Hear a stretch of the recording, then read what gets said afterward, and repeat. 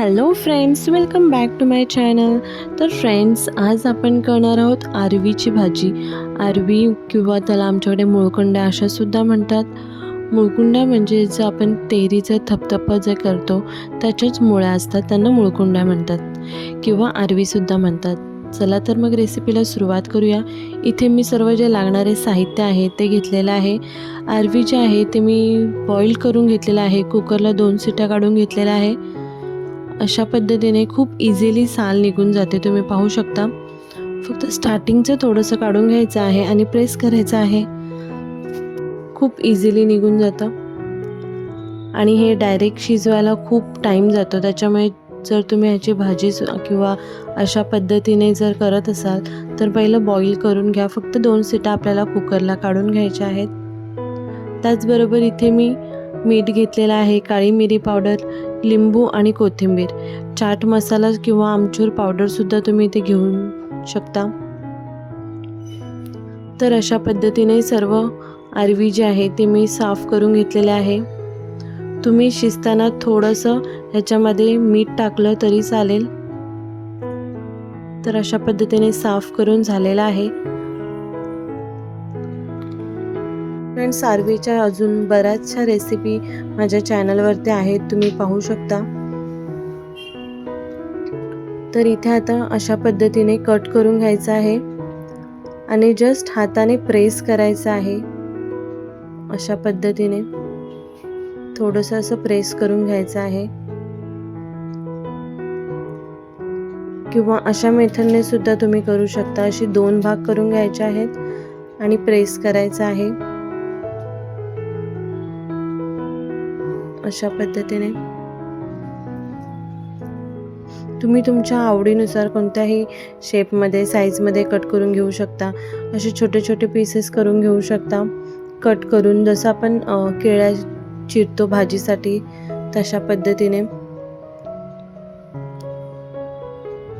किंवा असंच बॉईलसुद्धा खाऊ शकता.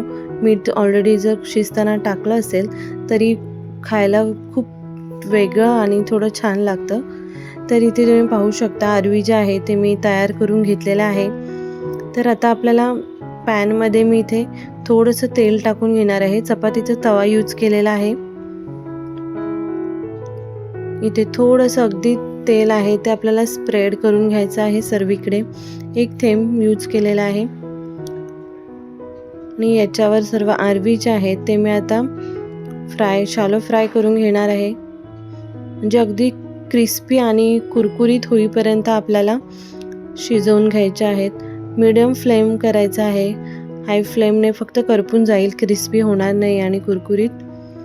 त्याच्यामुळे लो फ्लेमवरती आपल्याला क्रिस्पी होऊन द्यायचं आहे.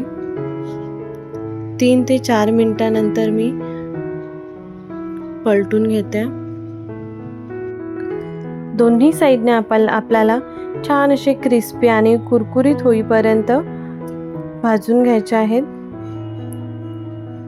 तर फ्रेंड्स, तुम्हाला जर माझ्या रेसिपी आवडत असतील तर प्लीज प्लीज प्लीज लाईक करा, कमेंट करा, शेअर करा आणि माझ्या चॅनलला सबस्क्राईब करा. 10 मिनिटानंतर माझे आरवी जे आहेत, आरवी चिप्स म्हणू शकतो आपण, इतके छान क्रिस्पी आणि कुरकुरीत झालेले आहेत. त्यानंतर त्याच्यावरती मी काळी मिरची पावडर, मीठ चवीनुसार आणि कोथिंबीर टाकून घेणार आहे. आणि यानंतर तुम्ही इथे चाट मसालासुद्धा यूज करू शकता. आणि इथे आपल्याला लिंबाचा रस टाकून घ्यायचा आहे. खूप यम्मी आणि टेस्टी फ्लेवर येतो. तर इथे आता मी चाट मसालासुद्धा टाकणार आहे. वाव, गरम गरम इतकं क्रिस्पी आणि कुरकुरीत झालेले होते छानपैकी. त्याच्यानंतर मी ते चाट मसाला टाकून घेतलेला आहे. अगदी चिमूटभर आमचूर पावडर असेल तर आमचूर पावडरसुद्धा तुम्ही घेऊ शकता. तर छान असा क्रिस्पी स्नॅक्स जो आहे तो रेडी आहे, तुम्ही पाहू शकता. तर अशा छान छान टेस्टी आणि हेल्दी रेसिपीसाठी रियाज किचनला सबस्क्राईब करा. बाय. पुन्हा भेटूया आपण अशा छान हेल्दी आणि नवीन रेसिपी बनवून. बाय.